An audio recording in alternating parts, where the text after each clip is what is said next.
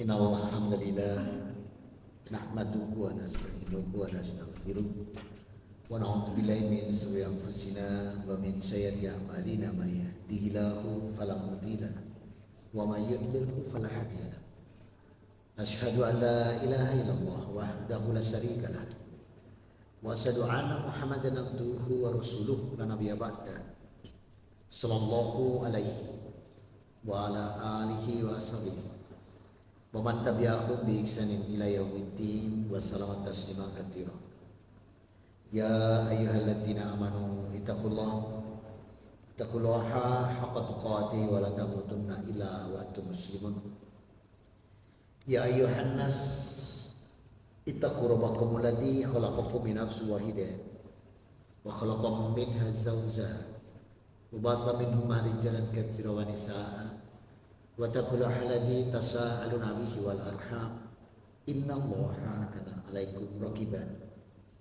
Ya ayyuhalladzina amanu ittaqullaha wa qulu qawlan sadida yuslih lakum a'malakum wa yaghfir lakum dhunubakum wa may yuti'illah wa rasulahu faqad fasafadan adima.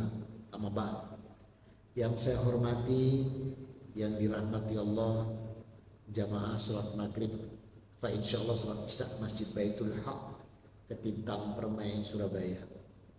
Alhamdulillah, bersyukur kita pada Allah Rabbuna wa ta'ala atas nikmat yang senantiasa dicurahkan untuk kita. Dan bukti nikmat yang nyata adalah petang hari ini Allah masih menggerakkan langkah kaki kita ke masjid, bisa sholat fardu berjamaah, dan masih mau tinggal diam duduk bermajelis. Ini nikmat. Kenapa? Rasul bersabda, dibukukan Imam Bukhari, diletakkan dalam kitab besar Sahih Bukhari di nomor urut 71, diriwayatkan oleh Muawiyah bin Sufyan radhiyallahu anhu. Rasul bersabda, "May yuridillahu bihi khairan yufaqihu fiddin." Kalau Allah mengendaki kebaikan pada diri hambanya, maka Allah akan menggerakkan hati hamba tersebut untuk hadir di majelis. Berarti yang hadir ini benar-benar yang dipilih oleh Allah. Karena hujan-hujan gini nih enaknya ya buat wedang kopi, wedang teh di teras rumah gitu ya. Terus ada gedang goreng, ada kodok api, itu lebih enak daripada ngadep ruangnya bangun itu apa gitu. Bersyukur kita dipilih. Dan dijamin pula, Anas bin Malik radhiyallahu anhu menyampaikan sabda Rasul, dibukukan Imam Muslim, "Idza marartum bi riyadil jannati fartahu."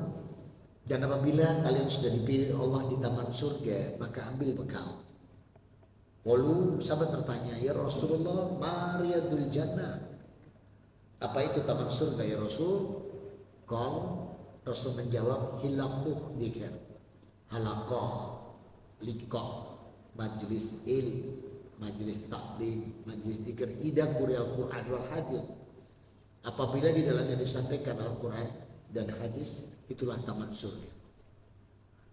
Dan bersyukurlah orang yang ada di taman surga, wa kanat masyuhu nafilan wa ida qu'ada mafirlahu. Dan Rasul menjanjikan langkah kakinya adalah rahmat yang dilipatkan, duduknya dijamin mendapat ampunan dosa. Amin. Ini nikmat. Belum lagi Allah tambahkan nikmat melalui janjinya di surat Al-Mujadilah, surat ke-58 di ayat yang ke-11. Ya ayyuhalladzina amanu idza qila lakum tafassahu fil majalis tafassahu lakum. Maka Allah mengatakan barang siapa yang melapangkan majelis seperti ini, maka Allah janjikan urusan dunianya dilapangkan Allah. Amin. Surat 58 ayat 11. Itu pun masih ditambah lagi nikmat sama Allah dengan kalimat waladina utul ilma darajat, dan diangkatnya derajatnya beberapa dengan ilmunya.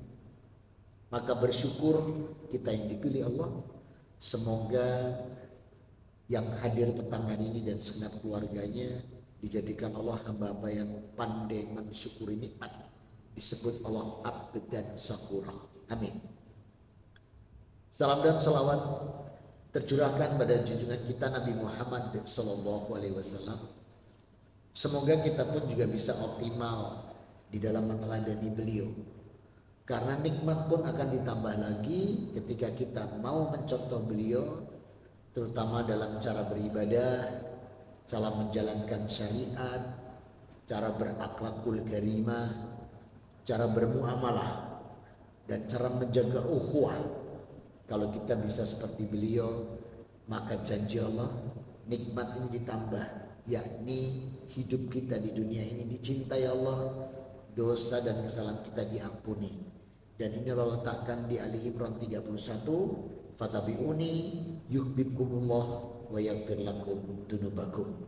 Ikuti aku, kata Rasulullah, maka Allah akan mencintai kalian dan mengampuni dosa dan kesalahan kalian.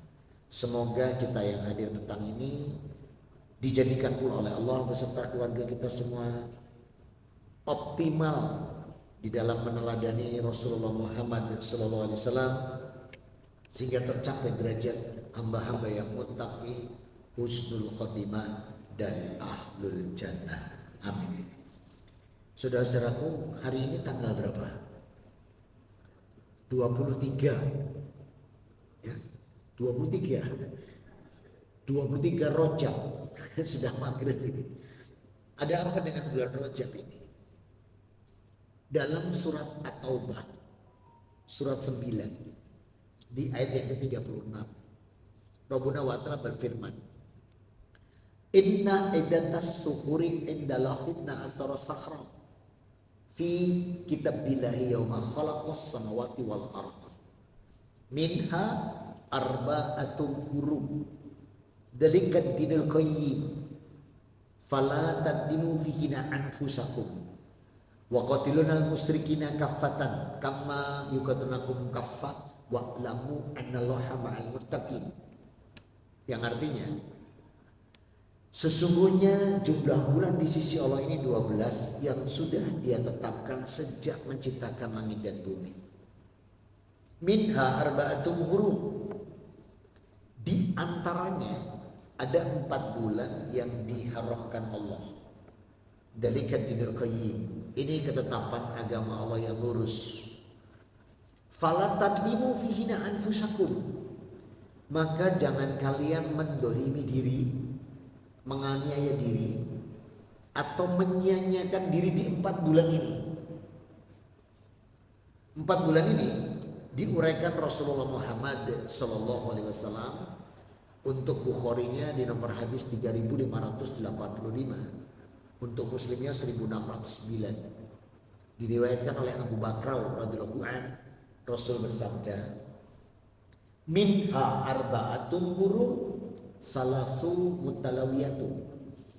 4 bulan yang diharamkan Allah, yang 3 diurutkan, yakni Dzulqa'dah bulan 11, Dzulhijjah bulan 12, tutup tahun, masuk tahun baru bulan 1 Muharram. Nah, ini yang Rasul katakan salasu mutalawiyatu, yang 3 urut, Dzulqa'dah, Dzulhijjah, Muharram. Wa syahrul Rajab mudrak baina Jumada wa Sya'ban. Yang satunya lagi Rajab yang diapit Jumadil Akhir dan Sya'ban. Dan kita sekarang ada di bulan Rajab, walaupun sudah di pekan-pekan akhir. Namun demikian tidak ada sia-sia atau percuma dalam agama kita. Kembali ke surat 936. Allah tadi mengatakan, menekankan, fala tadlimu fihina anfusakum, maka jangan kalian menyia-nyiakan, mendolimi diri di 4 bulan ini, Dzulqa'dah, Dzulhijjah, Muharram, Rajab. Pertanyaannya kenapa?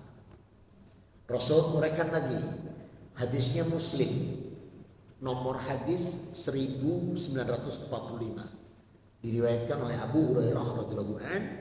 Rasul bersabda, kullu amalan ibnu Adam hasanah asra amsaliha ila sab'amiyat difin. Sebab di bulan-bulan yang Allah khususkan ini, Dzulqa'dah, Dzulhijjah, Muharram, Rajab, bulan 11, 12, 1, 7, itu pun masih ditambah bulan 9, Apa itu?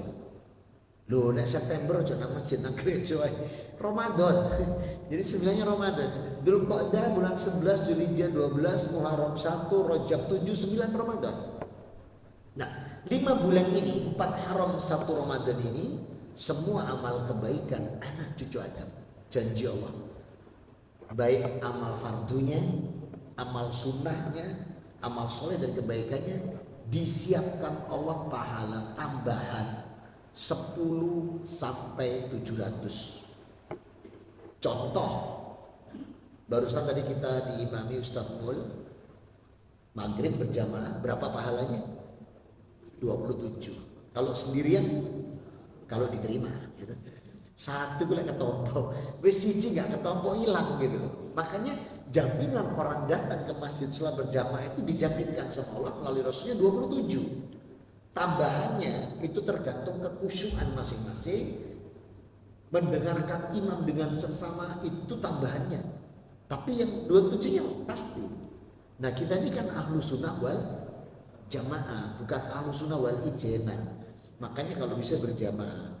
Nah, berhubung ini bulan Rajab yang termasuk salah satu dari bulan yang haram, dan tadi Allah janjikan asru amsaliha ila sab'amiyatifin, yang dijanjikan Allah tambah lagi 10 sampai 700. Berarti ini tadi kalau misalnya dikasih 10-nya tidak cuma 27 ini, tapi 27, 27, 27, 20 sampai 10. Kalau dikasih yang 10, kalau dikasih 700, alhamdulillah. Nah, itu bukan hanya pada sholat. Pada rukun Islam yang ketiga, kita tahu bahwa kita dimintakan untuk berzakat, berinfak, bersedekah, berzakat. Rasul bersabda, "Wa man anfiqu dina ajruhu 'ala Allah afratu ila sab'amiyatin." Siapa yang infak 1 dinar ditukar Allah 700. Dari mana Rasul mengatakan 1 dinar ditukar Allah 700 dinar? Rasul juga nggak ngarang. Allah sampaikan ini pada kita di Al-Baqarah 261. Masalul ladina yunfikuna amwalakum fi sabilillahi kamasali habbatin ambatat sab'a sanabila fi kullu sumbulatin mi'atu habba. Nah ini janji Allah. Perumpamaan orang yang menginfakkan hartanya. Maka Allah gambarkan bagaikan 1 butir yang menumbuhkan 7 tangkai. Setiap tangkai diberi Allah 100 butir. Nah 700. Itu hari biasa. Allah tadi janji. Kulu amalan ibnu Adam hasanah asru amsaliha ila sab'amiyatin. Tapi karena bulannya Dzulqa'dah, Zulhijjah, Muharram, Rajab dan Ramadan, ditambahkan lagi oleh Allah minimal 10 sampai 700. Berarti kalau uang koin 100 rupiah dimasukkan ke kotaknya Baitul Haq 100 berdasarkan ayat Al-Baqarah 261 dan sabda Rasul tadi, berapa tukarnya? 70.000. Ya, 100 tuh 70.000, betul? Ya kan? Tapi yang masuk 100, terus ngono nemu sisa. Wis ireng sisa kan. Terus jemplung, ya Allah minta tukar, kata malaikat, sing gak nemu gak ono tak bro kan. Ya kalau bisa ya uangnya sendiri, jangan yang nemu. Itu janji Allah. Begitu karena ini bulan yang diharapkan, maka dilipatkan Allah. Tanpa terasa jadi 700.000. Kalau dikasih 10-nya. Kalau kasih 700 sih 4,9 juta. Hak janji Allah itu. Maka saudara-saudaraku, bulan-bulan haram ini Allah tadi bilang jangan disia-siakan. Perbanyak amal soleh. Lalu bagaimana untuk puasa? Saya lanjutkan hadisnya, Muslim 1145. Saya awali dari depan lagi. Kulu amalan ibnu Adam hasanatu asru amsaliha ila sab'amiyatin. Qallallahu azza wa jalla. Allah azza wa jalla berfirman, ila saum, kecuali puasa. Fa innahu li wa ana ajsibih. Puasa itu milikku, bagianku kata Allah. Yahdahu syahwat wa ta'amahu min ajli soini. Karena hambaku yang puasa, dia sabar menjaga nafsu syahwat, sabar tidak makan minum karenaku. Tuh. Jadi kalau kita pengen dapat pahala yang luar biasa tuh puasanya karena Allah. Lisoini kata Allah. Dia tidak makan minum puasa karenaku. Jadi kalau kita pengen dapat nikmat yang luar biasa, puasa karena Allah. Nah, sering terjadi terkadang ada orang tua itu puasa, ketika ditawari, ayo mas minum, enggak, poso.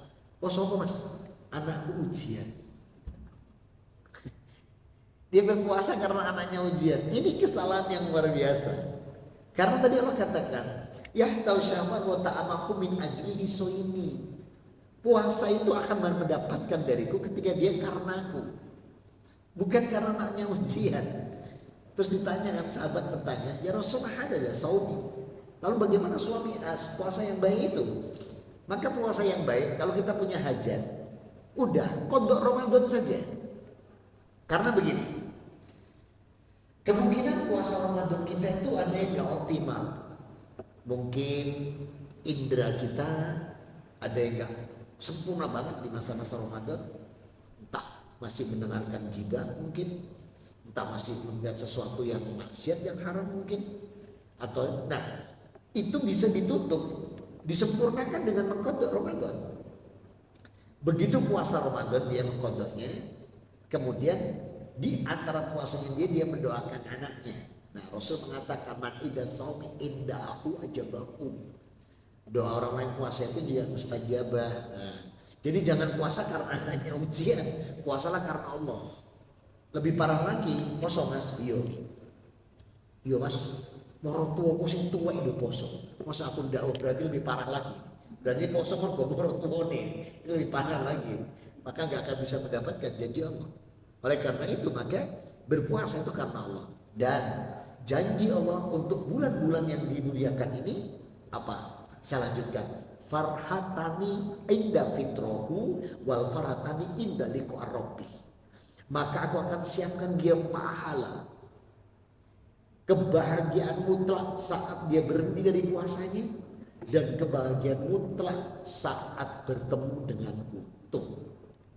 Farhatani inda liqa rabbi, bertemu Allah. Bertemu Allah itu di mana? Di pasar grosir.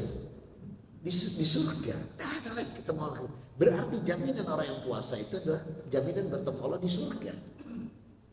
Nah, kemudian nilai sabarnya ini, jadi nilai kesabaran yang tadi orang katakan, yahdahu syahwat wa ta'amahu min ajli lisoimi, karena dia sabar menjaga nafsu syahwatnya dan dia sabar tidak makan minum karenaku, maka aku katakan puasa ini pahalanya tanpa batas.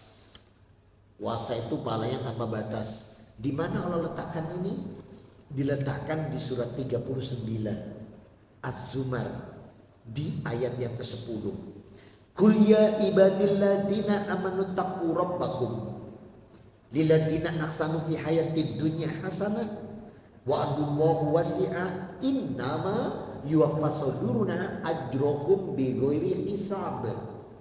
Allah berfirman, katakan Muhammad, wahai hamba-hambaku yang beriman, bertakwalah kepada Tuhanmu. Bagi orang-orang yang berbuat kebaikan di dunia ini akan memperoleh kebaikan, dan bumiku ini begitu luas. Hanya orang-orang yang sabar, inna yuwaffasubiruna ajrohum bighairi hisab. Hanya hamba-hambaku yang sabar yang aku siapkan untuknya pahala tanpa batas. Maka atas dasar Allah berfirman, qala Allah azza wa jalla ila saum tadi, kecuali puasa yang mana ada nilai sabar menjaga nafsu syahwat, sabar tidak makan minum sampai batas waktunya karenaku, maka pahala puasa itu tidak tertandingi. Apalagi di bulan yang diharamkan. Bab berikutnya, kenapa diharamkan? Tadi kita sudah tahu keutamaannya. Nah, sekarang kenapa diharamkan? Kita urut dari bulan 11. Kenapa Dzulqa'dah ini diharamkan Allah? Allah letakkan di Al-Baqarah 217. Yas'alunaka anis syahril haram qitalun fihi Kul kita dong fi kabir wasaddun an sabilillahi wa kufrun bihi wal masjidil harami wa akhraju ahlihi minhu akbaru indallah. Mereka bertanya pada Muhammad tentang berperang di bulan haram. Katakanlah, perang di bulan haram itu dosa besar. Menghalangi orang untuk masuk Masjidil Haram lebih besar lagi. Apalagi sampai mengeluarkan mereka dari Masjidil Haram, lebih besar lagi dosanya dalam pandangan Allah. Nah, maka Dzulqa'dah, di mana masa dahulu bulan ini perjalanan orang menuju bulan 12 untuk melaksanakan ibadah haji. Kalau sekarang enak naik pesawat. Kalau dari Indonesia 10 jam, itu pun capek. Masa itu naik kuda, naik onta, naik bagel, bahkan jalan kaki. Nah, seseorang tuh kalau lelah, capek, kalau kesenggol, apa yang terjadi? Bacok gitu ya. Lelah, kesel, bacok gitu ya. Nah, terjadi emosi. Maka Allah katakan di bulan Dzulqa'dah itu larangan perang, larangan bertengkar, larangan jidal, larangan berselisih. Tujuannya apa? Agar hati ini murni mempersiapkan diri menuju ibadah hajinya. Nah, jadi para bapak-bapak kalau ibunya ngomel aja di bulan haram, tinggal ngomong gini, bulan haram, ojo ngomel gitu. Kalau bapaknya ngomel-ngomel, ibunya juga sama, Pak, bulan haram, terus satu karan, bersama ngomel. Ya. Larangan benar. Nah, Dzulqa'dah, larangan bertengkar, berjidal, berdebat, berini, tidak ada amalan khusus di sana. Tapi kalau mau puasa Senin, Kamis, Ayamul Bid, daun, silakan di bulan Dzulqa'dah. Berbeda pahalanya dengan di bulan yang lain. Tadi yang kita uraikan di depan keutamaan. Bulan ke-12 Dzulhijjah. Kenapa diharamkan Allah? Yang pertama ada peristiwa disebut manasik. Ada ibrah napak tilas daripada Nabi Ibrahim alaihissalam. Sehingga bulan Dzulhijjah ini juga ada napak tilas tentang Hajar dan putranya Nabi Ismail alaihissalam. Sehingga rangkaian Dzulhijjah ini ada amaliyahnya. Yang pertama puasa hari-hari Arafah. Rasul bersabda, man shoma Arafah yukafiru madiyat wal baghiyat. Siapa yang puasa Arafah diampuni dosanya 1 tahun ini dan 1 tahun berikutnya. Nah, jadi yang puasa tanggal 1 sampai 9 bulan Dzulhijjah dosanya diampuni 2 tahun. Yang puasanya hari Arafah tapi lompat-lompat seperti puasa Daud. Tanggal 1 puasa 2 tidak, 3 puasa 4 tidak, 5 puasa 6 tidak, 7 puasa 8 tidak, 9 puasa 10 sholat id diampuni 2 tahun. Yang puasa tanggal 9 saja diampuni 2 tahun. Milih mana? 1 sampai 9 2 tahun, lompat 2 tahun, 9 tahun. Milih mana? 9 tahun. Cuman kita lupa bahwa ini bulan haram. Berarti yang membedakan adalah bukan di keutamaan ampunan dosa, tetapi pahalanya berbeda. Amalan yang kedua di bulan Dzulhijjah lagi Allah letakkan lagi di surat 22 Al-Hajj ayat 34. Walikuli ummatin ja'alna mansaka yadhkuru ismallahi ala ma razaqahum min bahimatul an'am. Disyariatkannya melakukan penyembelihan hewan kurban atas rizki yang Allah berikan. Berarti ada amalan puasa, ada amalan berkurban. Dan puncaknya amalan di bulan Dzulhijjah Allah letakkan di Ali Imran 97. Walillahi ala nasi hijjul baiti man istata'a ilaihi sabila. Maka wajibnya manusia adalah melaksanakan ibadah haji ke Baitullah. Man istata'a, bagi yang mampu.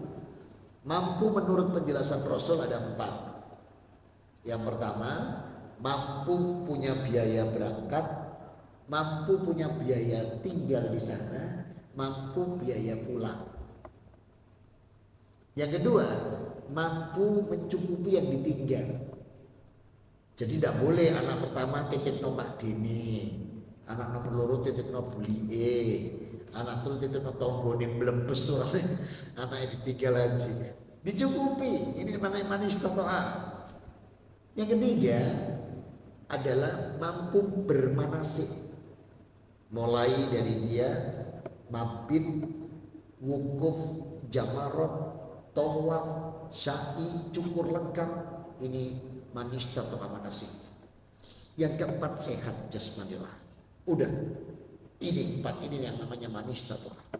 Tapi khusus Indonesia ada tambahnya. Oh, ngalang-alai hadis per Indonesia. Apa Indonesia? Nek katut kuota. Iya. Karena nek katut kuota mau melok sopo, berarti tidak mampu mas. Dan kemarin saya tanya ke teman di bidang haji di kantor Kemenang, Ci, nek daftar tahun ini kapan porsinya? 38 tahun lagi. Daftar tahun 2025 dapatnya nanti 38 tahun. Berarti kalau daftar umur 60 nanti dapatnya umur 98. Pertanyaannya urip bahwanya. Nah, namun demikian jangan sampai kita tidak punya niat haji. Kalau kita tidak punya niat haji bermasalah di padang mahsyar. Kenapa? Rukun Islamnya nggak lengkap. Karena Rasul mengatakan bunyal Islamu ala khamsin. Hadisnya Bukhari nomor 8, Muslimnya 16. Perawinya Ibnu Umar radhiyallahu anhuma. Rasul bersabda bunyal Islamu ala khamsin, sahadati la ilaha illallah wa anna Muhammadar Rasulullah wa aqimus shalah wa ita'iz zakah wa shaumi Ramadan wal hijjul baiti. Nah, rukun ini. Jadi kalau sampai kita tidak punya niat, parah di padang mahsyar. Rukun Islamnya nggak lengkap. Maka ditanya, sudah niat haji? Sudah Pak. Sejak kapan? Sejak kecil. Sekarang usia 40. Sudah nabung? Belum. Nah ini belebes juga ini. Tidak harus ONH, tidak harus ONH. Siapkan kotak pribadi di rumah, dihitung sama Allah. Hari ini 100 rupiah, besok 1000, 5000, 10, 20, 100. Sakobernya pokoknya masukkan di satu kotak yang diniatkan haji. Ternyata baru dapat 3 tahun, terkumpul 15 juta. Anaknya yang barep masuk perguruan tinggi, butuh uang 15 juta. Kotak yang diniatkan haji tadi diambil untuk sekolah anaknya. Saya mau tanya dulu, apakah niat hajinya dihapus Allah atau ditetapkan? Ditetapkan. Dan ini Allah katakan di surat 4 ayat 100. Wa may yuhajir fi sabilillah yahjib fil ardi muraghaman katsira wa sa'ah. Wa may yakhruj min baitihi muhajiran ila Allah wa rusulih summa yadrukul mautu faqad waqa'a ajruhu 'ala Allah. Duh, masyaallah. Siapa yang sudah punya niat dan niat itu karena Allah dan Rasulnya, disiapkan Allah rezeki ini semakin berkah. Semakin kita punya niat disiapkan Allah, bumi ini luas, rezekinya makin besar. Dan barang siapa meninggalkan rumah belum sampai tujuannya, wafat, faqad aqwajruhu 'ala Allah, maka Allah tetapkan sempurna banget. Nah, nabung lagi karena mesti pakai anak pertama. Baru dapat 5 juta, anaknya masuk sekolah yang kedua, kepake lagi, tetap dihitung Allah. Baru dapat 1 juta, wafat, haji. Karena Allah mengatakan faqad ajruhu waqa'a ajruhu 'ala Allah. Aku tetapkan sempurna pahalanya. Nah, jadi jangan cuma niat belum nabung juga belum, harus ada ikhtiar. Nah, itu amalan di bulan Dzulhijjah. Sekarang bulan 1 Muharram. Kenapa diharamkan Allah? Ada 2 peristiwa besar. Yang pertama Allah letakkan di Al-Baqarah ayat 50. Jadi kenapa bulan ini diharamkan Allah? Di Al-Baqarah 50, Rabbuna wa ta'ala berfirman, wa itfarraqna bikumul bahra wa anzainakum wa aqrabna ala fir'auna wa antum tanzurun. Ingatlah ketika kami belah laut untuk laut mana itu? Kenjeran. Laut Merah. Ya, dibelah. Kami selamatkan kalian. Dan kami tenggelamkan Fir'aun dan semua pengikutnya. Peristiwa ini tanggal 10 Muharram. 10 Muharram. Makanya kenapa Yahudi dan Nasrani dulu puasa. Sehingga pada waktu subuh tanggal 10 Muharram tahun 11 Hijriah. Saya ulang ya. Pada waktu subuh tanggal 10 Muharram tahun 11 Hijriah, imamnya Rasul. Begitu beliau selesai salam, beliau setelah doa menyampaikan para sahabat, man saumi asura yukafiru ma'adiyat. Sampai puasa 10 Muharram diampuni Allah dosanya 1 tahun. Rasul menyampaikan ini langsung diprotes. Siapa protes sahabat? Ya Rasulullah, mada antum saumi ila Yahuda wa Nasara. Ya Rasul, kenapa Anda puasa sama dengan Yahudi dan Nasrani? Apa jawab Rasul? Wa qulil haqqa mu'min Musa lil mu'min. Sesungguhnya yang punya hak mutlak pada Musa itu kita orang mukmin daripada Yahudi dan Nasrani. Dari mana Rasul mengatakan ini? Coba kita lihat. Kaum Yahudi waktu Nabi Musa dipanggil Allah di gunung mana? Gunung Gamsir. Gunung Sinai. Aku khawatir pindah Nusantara. Nah, saat dipanggil di Gunung Sinai, dijanjikan Allah diberi ke Taurat 30 hari. Tapi sama Allah ditambah 10 hari jadi 40. Apa yang terjadi? Yang ketiga, Musa sudah mati. Allah tidak ada. Ayo buat Tuhan baru. Buat Tuhan dari patung sapi betina dari emas. Coba gimana anda ingkar? Nasrani lebih parah lagi. Nabi Isa dijadikan anak Tuhan, sehingga Tuhannya ada 3 rupa-rupa warnanya. Nah, ini parah. Tapi coba lihat kita orang Islam. Dikatakan Allah orang Islam ini berbeda di Al-Baqarah 285. Amanar Rasulu bima unzila ilaihi min rabbi wal mu'minun kullun amana billahi wa malaikatihi wa kutubihi wa rusulihi la nufarriqu baina ahadin min rusulihi wa qalu sami'na wa ata'na ghufranaka rabbana wa ilaikal masir. Rasul Muhammad beriman kepada kitab yang diturunkan padanya, yakni Al-Quran. Demikian juga orang-orang mukmin lainnya, kita ini beriman kepada Allah, hari akhir, malaikat, kitab dan rasul-rasul. Dan mereka, kita ini mengatakan tidak membeda-bedakan rasul-rasul. Kita taat sama Nabi Musa, taat sama Nabi Isa. Loh, Nabi Isa itu loh bilang, ada yang HP-nya bisa Google? Ada. Boleh minta tolong sebentar saya? Ada yang HP-nya bisa Google. Abi bisa ya? Bisa. Coba ketikkan saya. Lukas pasal 4 ayat 8. Gak duwe jenengan gak tona gereja. Kalau saya kan mantan sana. Lukas pasal 4 ayat 8. Bunyinya apa?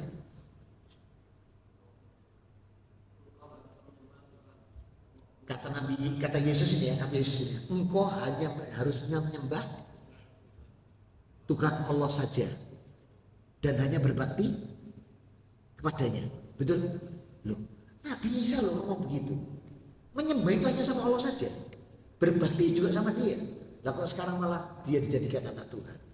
Ayat ini gak pernah disampaikan Pak di gereja manapun. Kenapa? Di jamaah gereja pindah Baitul Haq. Kalau jamaah gereja pindah Baitul Haq, pendetanya bangkrut Pak. Kenapa? Setoran tutup, pindah kota infak. Nabi Isa aja loh ngomong, Tuhan itu cuma satu yang harus diibadati dan harus diberbaktinya kepadanya. Nah kok sekarang orang Nasrani malah Tuhannya ada 3 rupa-rupa warnanya, malah menyembah Tuhan Yesus. Saya dulu 30 tahun di sana, alhamdulillah bisa pindah masuk Islam, menemukan sebuah kebenaran.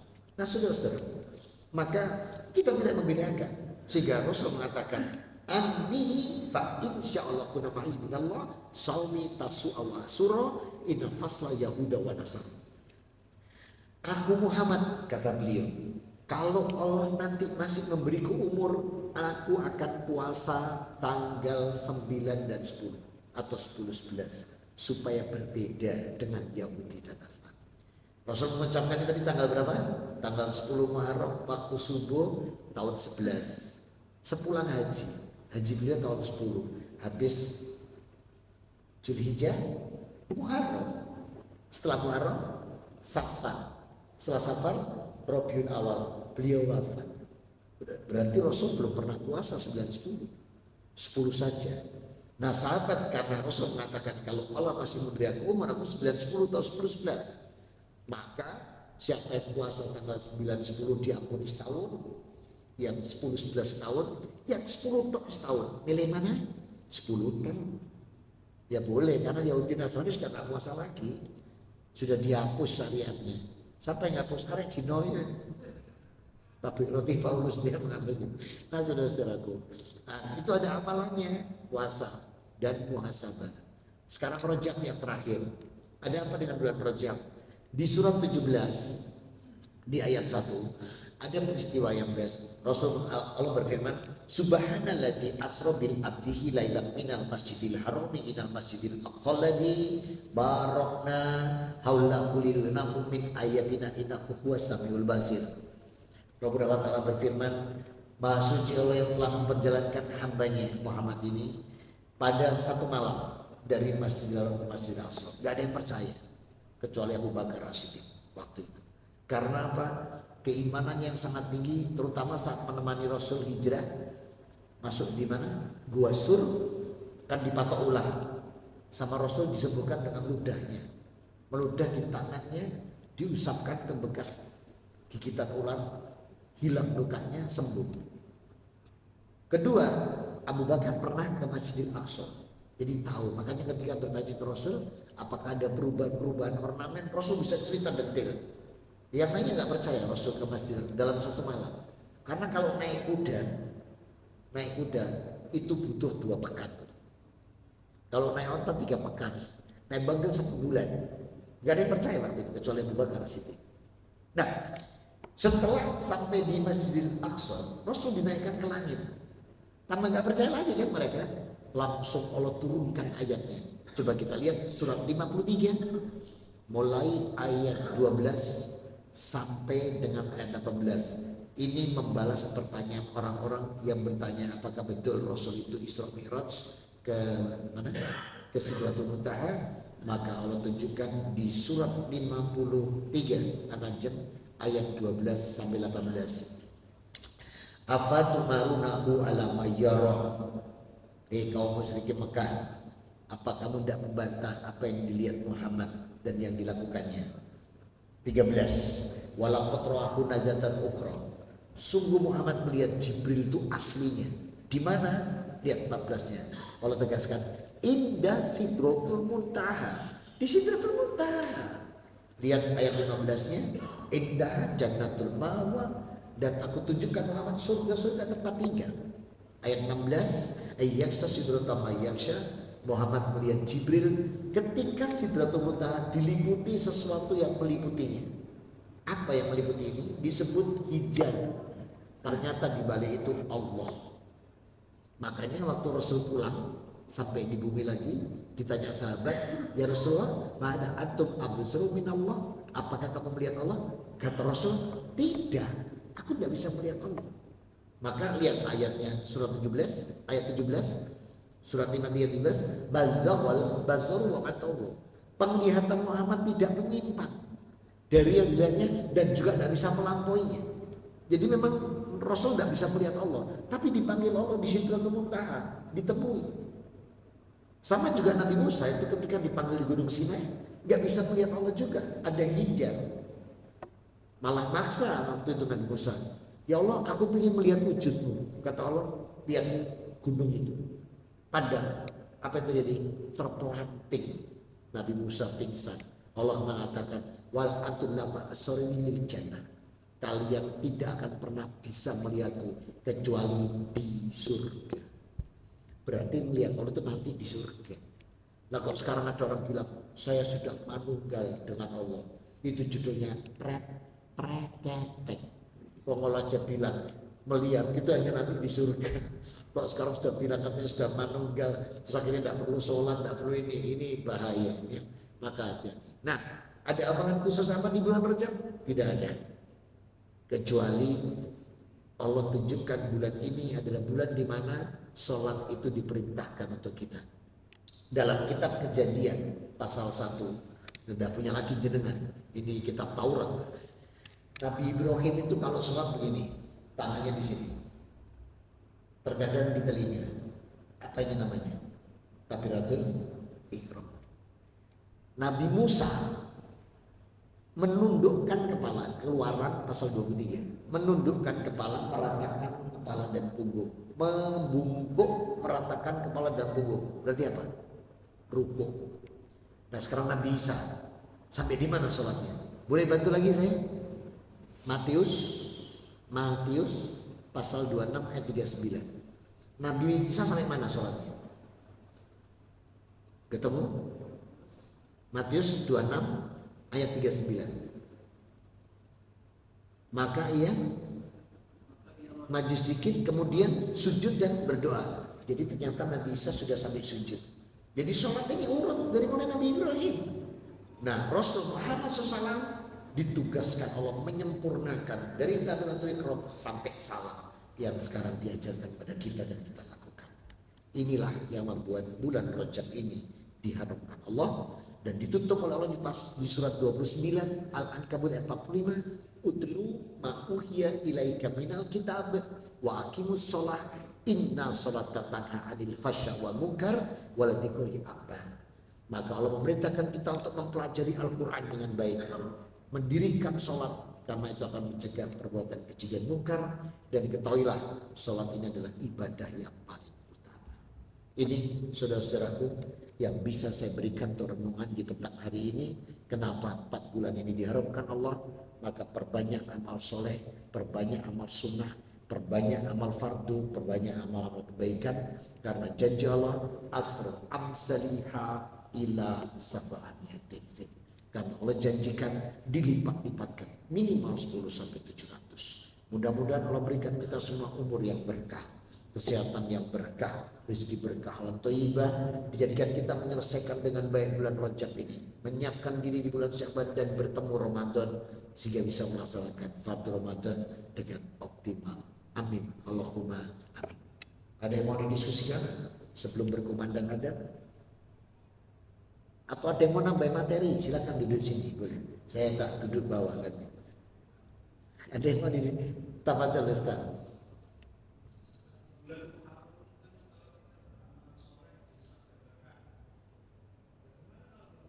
Masya Allah, bagus pertanyaan beliau. Kalau bulan Haram beramal baik kata Rasul ditambahkan 10 sampai 700. Nah, kalau berbuat dosa 2 kali lipat. Itu aja. Tapi nggak sampai 700. Tapi jangan dibaru apa-apa. Seperti nggak sampai 700. Itu namanya bedik blebes. Tapi Rasul mengatakan dosanya berlipat. Jadi kalau misalnya kita berbuat dosa, misalnya dosa itu 1 dosa jadi 2. Kalau misalnya dosa itu 3 jadi 6 gitu. Jadi Rasul mengatakan berlipat, ya, dilipatkan, ya, dilipatkan. Tapi nggak sampai 700. Tapi jangan dibalik apa-apa, dapur titik. Wah bikin 700, itu namanya bedik blebes. Gitu. Nah, terjawab Ustaz? Ada? Ya. Waalaikumsalam warahmatullahi wabarakatuh.